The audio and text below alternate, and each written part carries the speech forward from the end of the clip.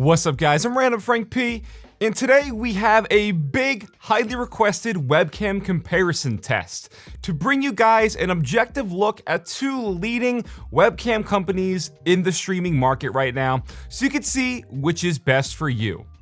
For starters, we have the OBSBOT Tiny 2 Lite 4K versus the Insta360 Link 2 with their smaller counterparts, the OBSBOT Meet 2 4K and the Insta360 Link 2C.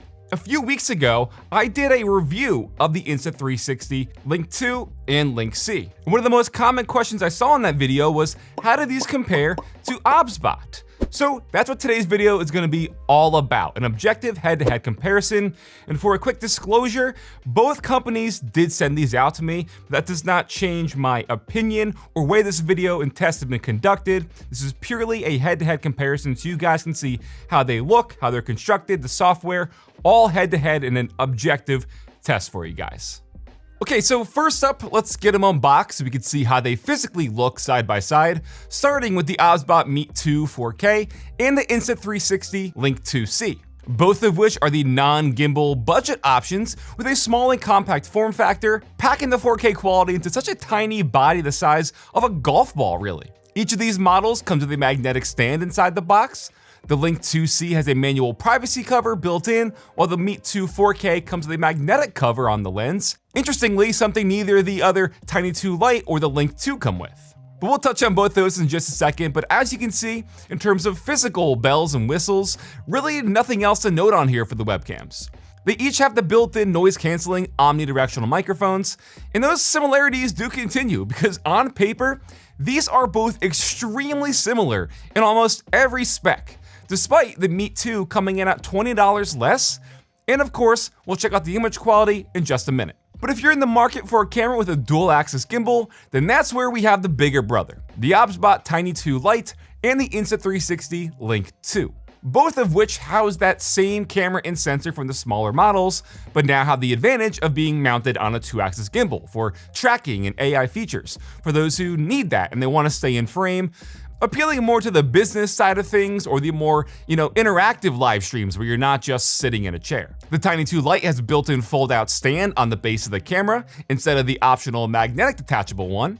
And this model gets a price bump to $179, which is only $50 more for the added feature set of that gimbal. For the Insta360 Link 2, you'll notice it's literally that same body and housing as the 2C, but again, the gimbal's attached here. This also gets that same $50 price increase at $199 for this model, really making them both fantastic options in the webcam space for this price point still. This beats out the likes of Elgato and Razer, two popular companies in the streaming space, but again, these also had that gimbal feature, and same story we saw before. Both models boasting the same comparable specs in almost every regard, with the two physical differences being the built-in stand on the Tiny 2 Lite, and the Link 2 has optional touch controls. But comparing specs on paper only goes so far. Now let's dive into the video tests. Okay, now for the image quality test of both webcams. I have them both side by side so you can see the quality pinned up against each other in real time with the OBSBOT Tiny 2 Lite 4K as well as the Insta360 Link 2. Both pretty much have the same exact specs, which is pretty funny. They're both an f1.8 half-inch CMOS sensor, pretty much the same exact FOV, and they're at the same settings stock out of the box as well. So everything is set to auto in the settings for the actual quality. I'm talking like ISO, white balance, contrast, everything is set to auto on both. And they are both at the 4K 30 FPS setting, which is the highest setting that they both go up to. And again, for them being so similarly spec'd, there is a pretty noticeable quality straight out of the box. The first thing that sticks out to me is I would say the OBSBOT is a bit more natural looking overall. I would say maybe it's a tiny bit on the green side, where then on the opposite end, the Insta360 is definitely a bit more magenta tinted and a bit sharper, I would say. That's the first thing that stuck out to me, was how sharp this is versus the more natural image on the OBSBOT. So really that's gonna sort of, depend on what you prefer. Just to give you an idea of what I mean, I can come up really close and yes, this looks great. The keyword, natural. Then versus the Insta360, you can really get a fine look at my pores and my fine lines in my face because it is just so sharp. I do think all around though, the OBSBOT is the more just true to life, natural looking webcam here. And again, the Insta360 could definitely benefit from a little bit more green to it. It just seems very magenta to me. Now, you can adjust these settings, like I said before, in their software, but that's just the white balance. They don't have that green to magenta tint, which I think they both would benefit from. But yes, this is how they both look. And as we go along for each one, you're going to be hearing the microphones on both of them as well, which again, also pretty similarly spec'd. They are both a noise canceling omnidirectional mic. They both have dual microphones built in as well. So I'm not in a noisy, room. I'm down in my studio. You can maybe hear the fans in the background from my PC and stuff, but this is how both the microphones sound with their native noise canceling. Nothing in the settings has been touched. So as you guys saw and heard, those omnidirectional mics, they're probably the same exact microphone in each. They sound identical to me. But the main difference here and key really was the white balance. You can see how each sensor is perceiving the image and how it thinks it should look when the white balance is set to auto. And also for direct comparison, I'm using a color checker chart, which is something that I use for new cameras, new lenses. It's a great tool for color correcting. And also for here, a good use of a side-by-side visual, so you can see how the colors look on the chart, which again, is a professional tool for color grading. And for what it's worth, if you want to see how the cams can look graded, so if you want to color correct for like a VOD or just like, a recording, they can still look obviously even better when graded. And then lastly, just for another comparison before we move on, I want to do a little test of the minimal focal distance, which again, these are both very, very similar spec webcams. They are both 10 centimeters out of the box. So that means just about 4 inches is the minimal focal distance, which you can put something up to the webcam and it will nicely come in focus. Now, this does need to be in front of the face because if I have a face in the camera, you will see that it prioritizes the face. But on both webcams, very, very good when it comes to a quick adjustment right up to it out of the box. And so pretty much 4 inches, 10 centimeters, both are very good. Just like I said, make sure you prioritize having the actual product that you're demoing close to the webcam over the face, or else it will just focus on the face.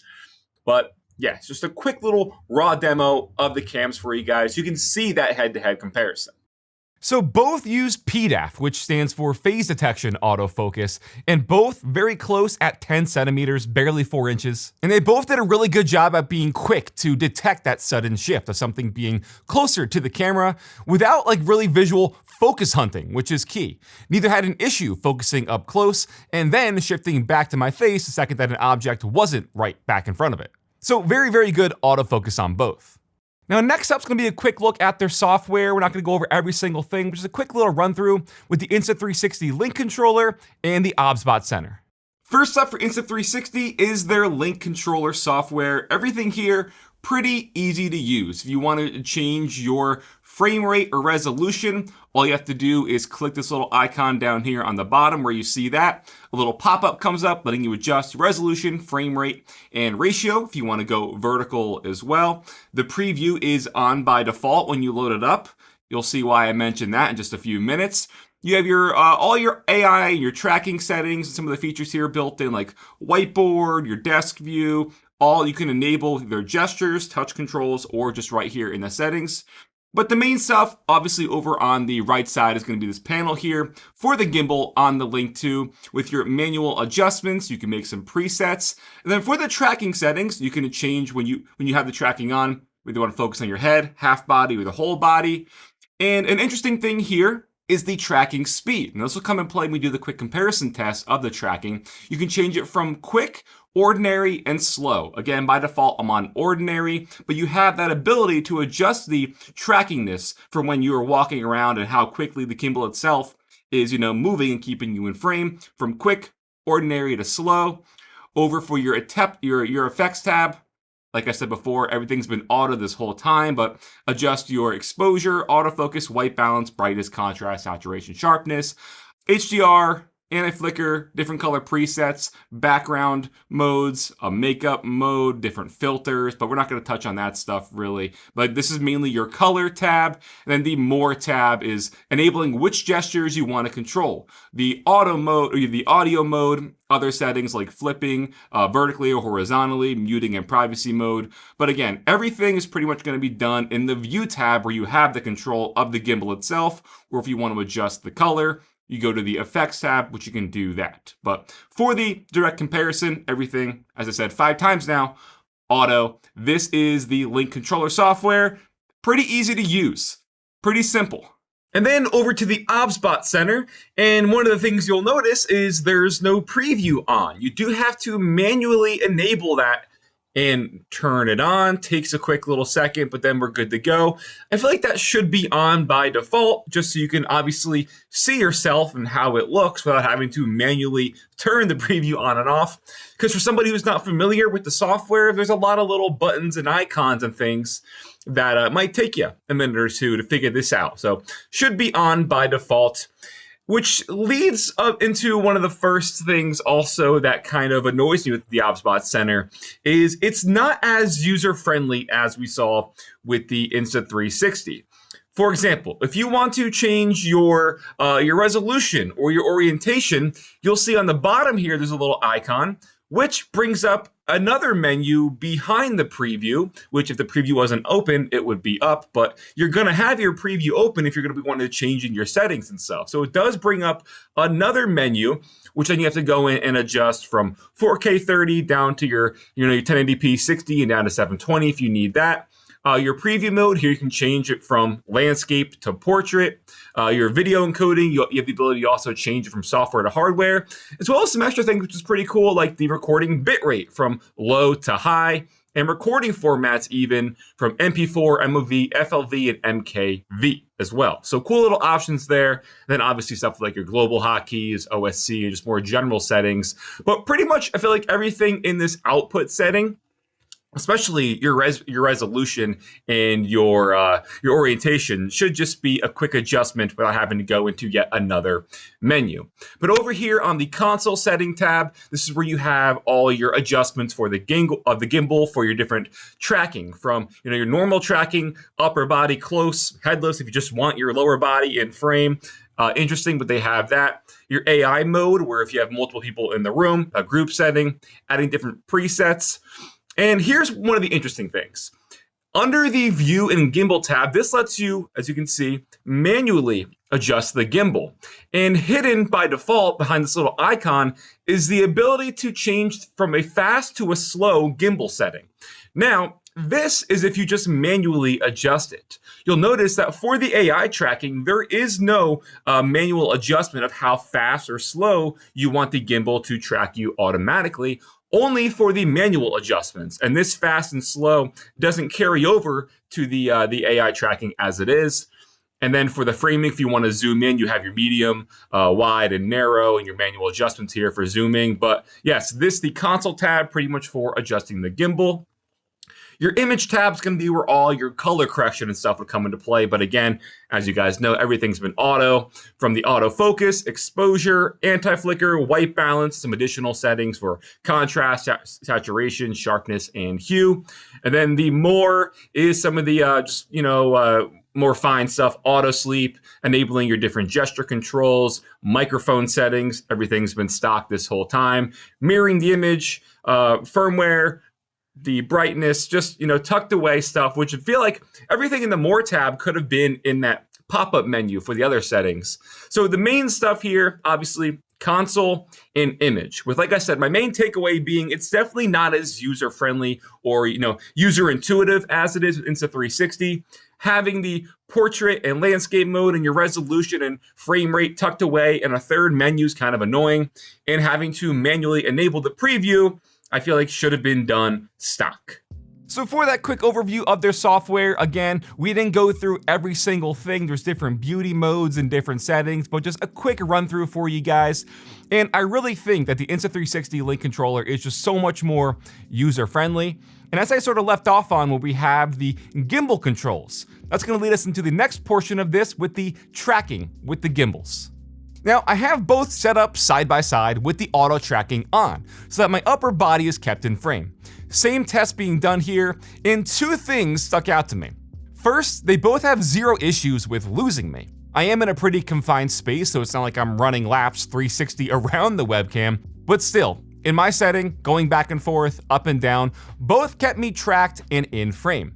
But I will say, the Link 2C is smoother at doing so, whereas on the Tiny 2 Lite, you can see a slight bit of jitterness to it. Most notable when I stop moving and the gimbal itself also stops. That's when you start to notice that jitter, is when the gimbal is coming to a stop. And as I just showed you in the software, that's where OBSBOT would benefit from the control like the Insta360 has. Because if this was, set to the fastest movement setting, which I assume stock this is, then maybe the gimbal speed set to medium, would help ease up that transition from tracking me to then slowing down and stopping without looking so jittery. Again, they have that speed control for the manual gimbal mode, so I hope it's something they can just easily add in the future. And secondly, another thing that popped out was when doing these tests, the Link 2C's white balance here is much better versus when I was just sitting in front of it. Here it seems to be auto balancing to the entire room instead of just me, the subject that was in front of the camera.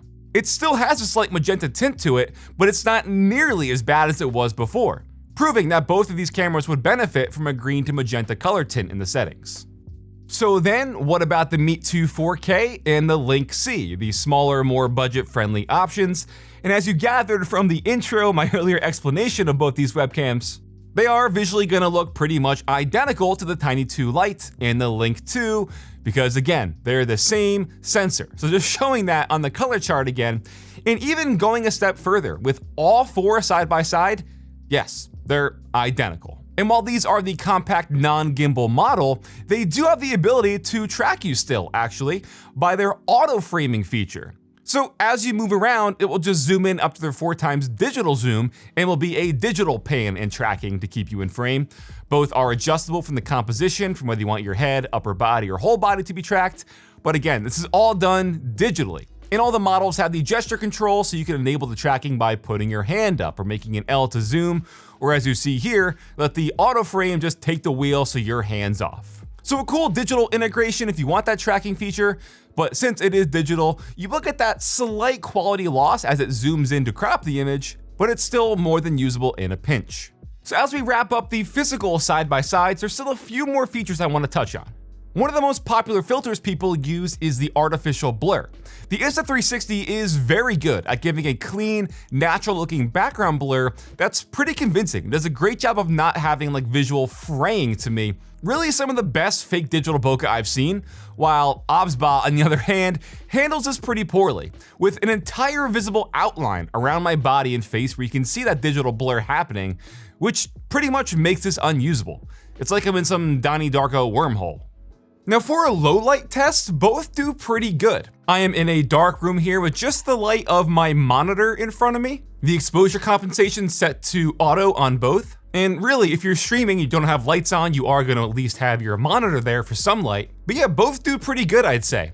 Looks like to me the OBSBOT is a bit darker overall, but there's still more than enough clarity. Then for the Insta360, the image is definitely a bit brighter, but that also means there's more noise in the background. You can see that mainly on the wall and stuff. But again, they're both set to auto compensation for the exposure. You can bump it if you do need more of that artificial light. Moving on, the Meet 2 4K has magnetic sides to the webcam, making it quick and easy to mount this if you want to stream vertically, and auto rotates the framing in the software, which is cool, where the Link 2C does not. Neither of the sides are magnetic here, just the bottom, kind of a head scratcher. And speaking of vertical orientation, for the Insta360 Link 2, this needs to be turned manually and then adjusted to portrait in their software, and it will auto frame correct the orientation natively, while the OBSBOT requires a bit more work. You do have to manually adjust the camera still, and the gimbal has to be on top. And changing the orientation to portrait in their software